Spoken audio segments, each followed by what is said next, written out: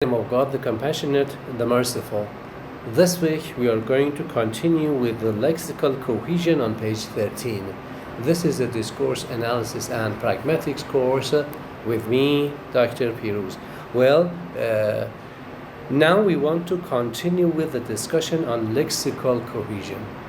Well, if you actually look at page 13, there's a diagram. Of course, it is on, there's no number for the diagram, for the figure that is there, but this is the problem of the book, okay?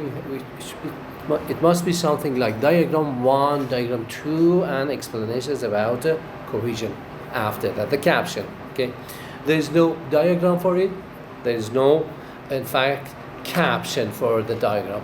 Anyway, if you actually look at this diagram on cohesion, you understand that there are two types of cohesion. To the left we have grammatical cohesion, and to the right we have lexical cohesion. Okay. Now we actually saw last week. We saw that grammatical cohesion is something like reference, substitution, and ellipsis. Okay. Now we want to continue with, in fact, lexical cohesion on page 13. Okay, lexical cohesion, as the book says, has got 1, 2, 3, and 4 different types of lexical cohesion. One is through cohesion is established through repetition. The other is that cohesion, lexical cohesion, is established through synonyms.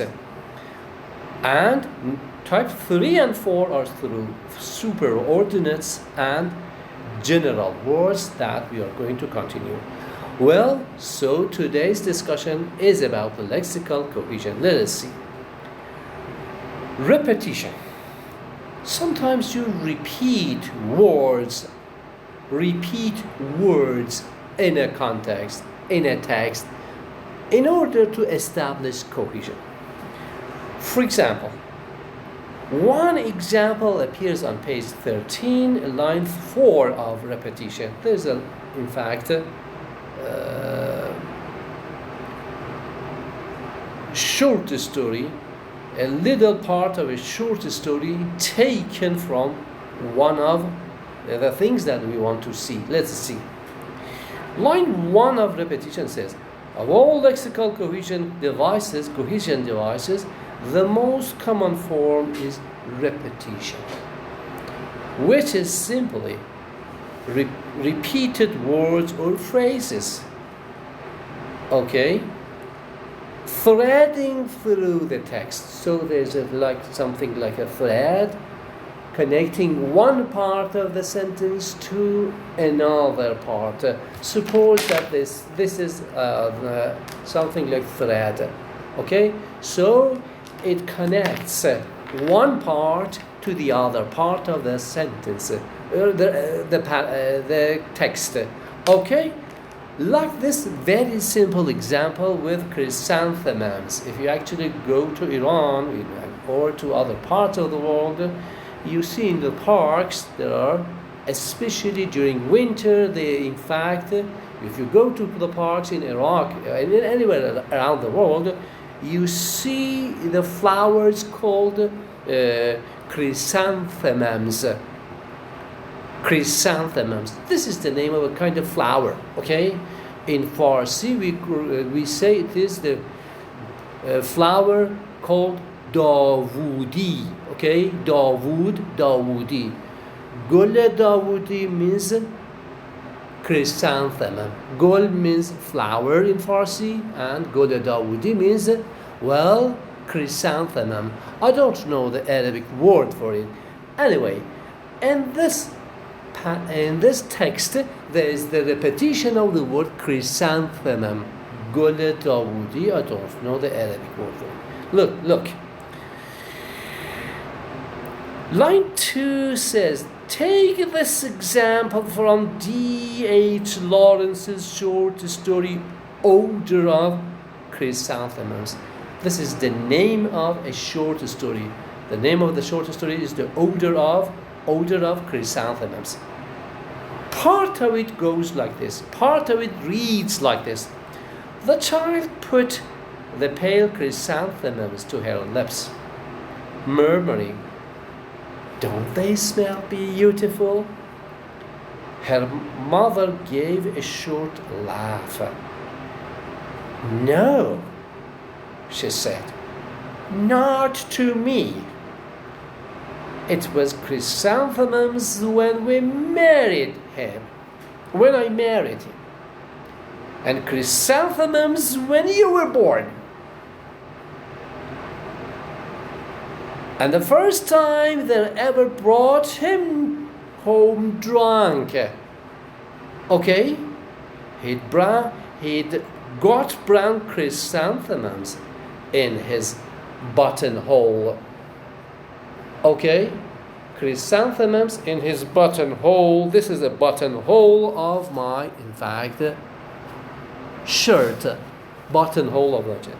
So, repetition of the word chrysanthemums by the mother of the child establishes as a kind of relation, a kind of alaqa, a kind of bond between one part of the sentence and another part of the sentence, between one part of the text to another part, throughout the text. Okay? So this is one example of repetition taken from Lawrence's short story. Number two, the time is 6 minutes. Okay. Number two is through the use of synonyms. When you use synonyms in a given text, again you establish the same type of cohesion. Let us see. There's another kind of text on page 14, line 5, 6. Okay? Let's see. How we want to see how lexical cohesion actually is established in this text through synonyms. Let us read it.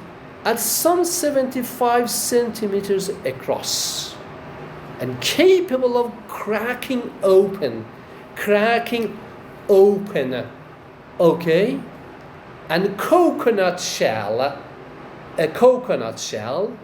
with its formidable claws, the land-dwelling coconut crab is your beach lounger's worst nightmare. Okay? Fortunately for the sunbather, the world's largest terrestrial arthropod has seemingly always been confined to tropical islands across Pacific and Indian Oceans. Well, in this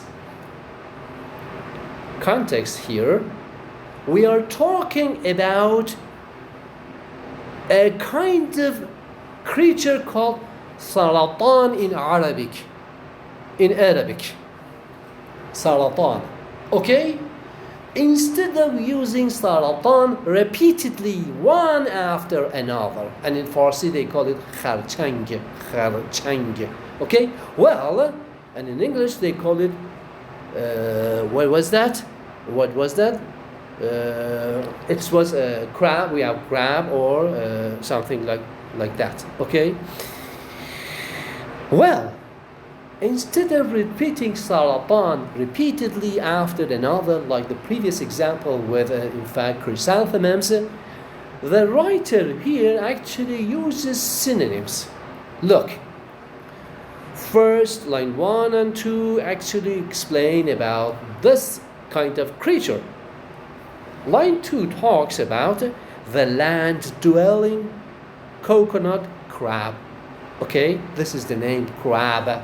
Okay, so the land-dwelling coconut crab.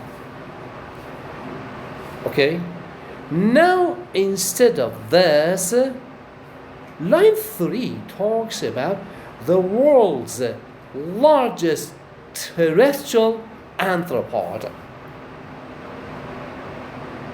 Okay, so the world's largest terrestrial arthropod is the synonym for the word crab, coconut crab out there on line 2.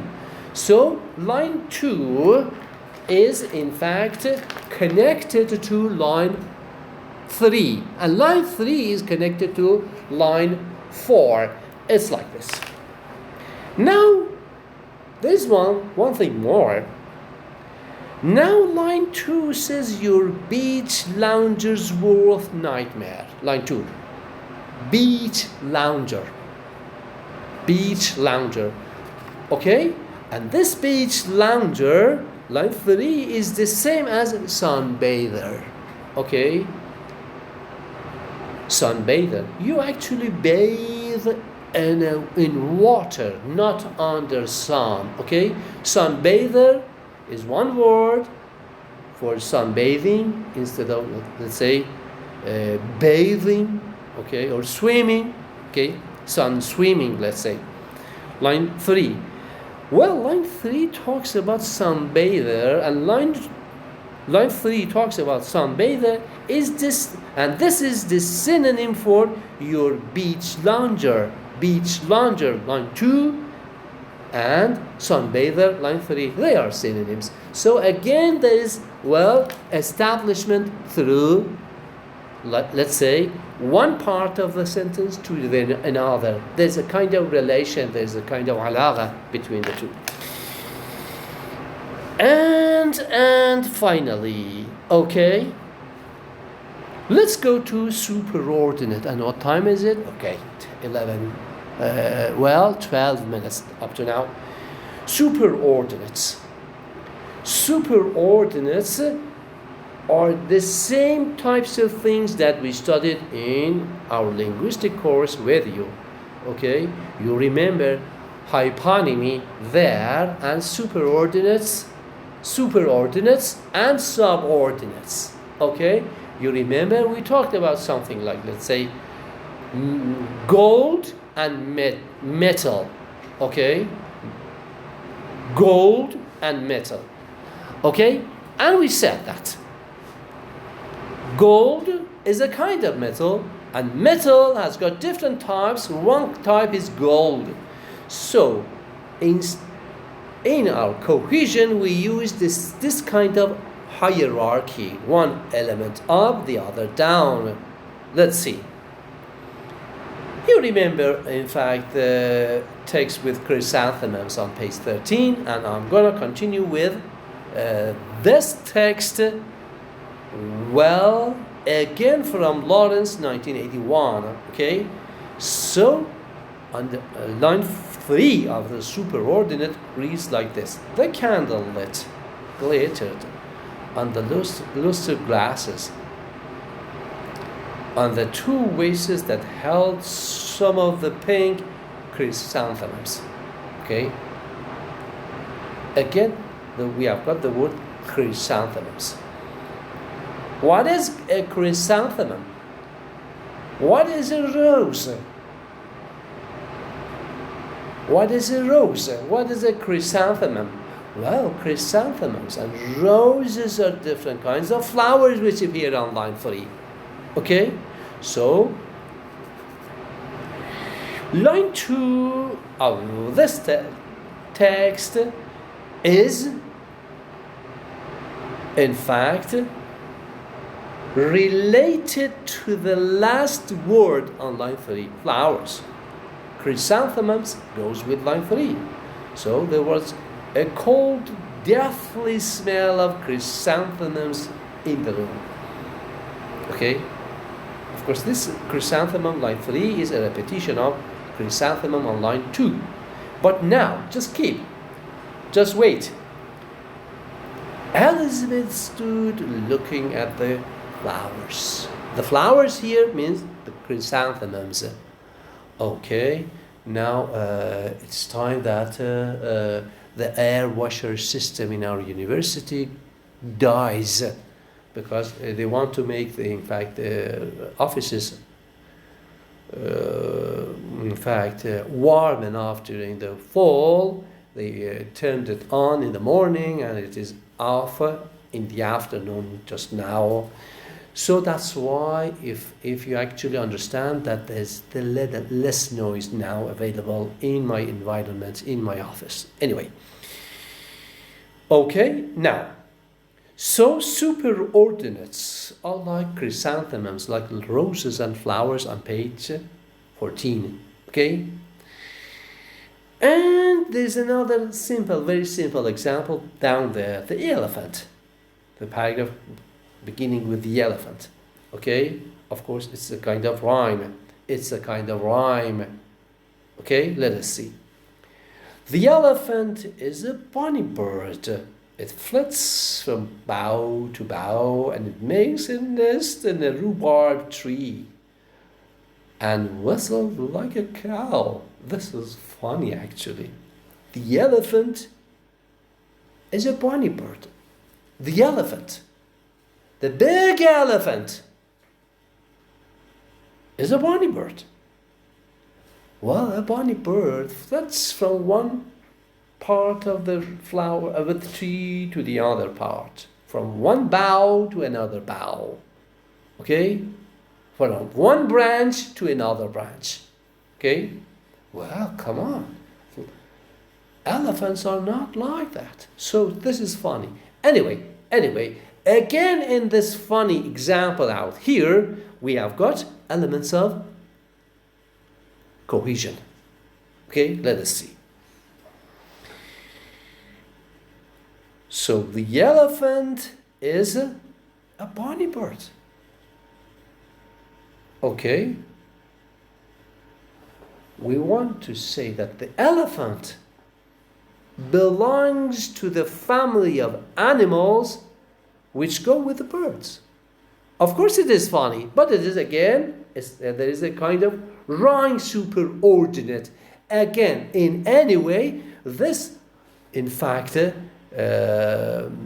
text gives us the understanding that, similar to the chrysanthemums and flowers out there, we have something, though funny, though wrong, with the word elephant and bird.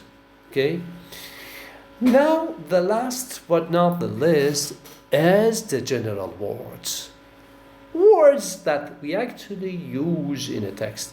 So, for example, on line 15, page 15, line 2, we have words like thing, which refer to any kind of things, okay? Or stuff, or place, person, woman, man. These are general words which could mean anything that we want to say. So we say this doctor, for example, Dr. Ahmedi is a good man.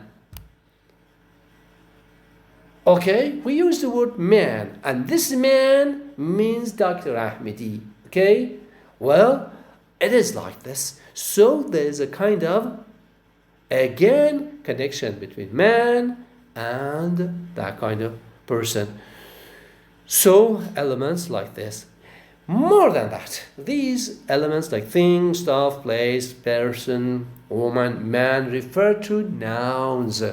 Do we have the same thing for verbs? We say verbs have got the same types of words that show, in fact, cohesion. Elements like do and happen. Verbs like do and happen, like 3. Do and happen. Okay? Sometimes they say these words are umbrella terms. The umbrella terms for elements like that. When we say with something like an umbrella term, we mean that one word covers the meaning of others, like an umbrella. Okay? Like an umbrella. Anyway, thank you very much. I don't want to continue. Well, simply finish this part. If there's any question on page 15, of course I didn't have time to finish the two paragraphs below, but they are important, and have just a short look in order to understand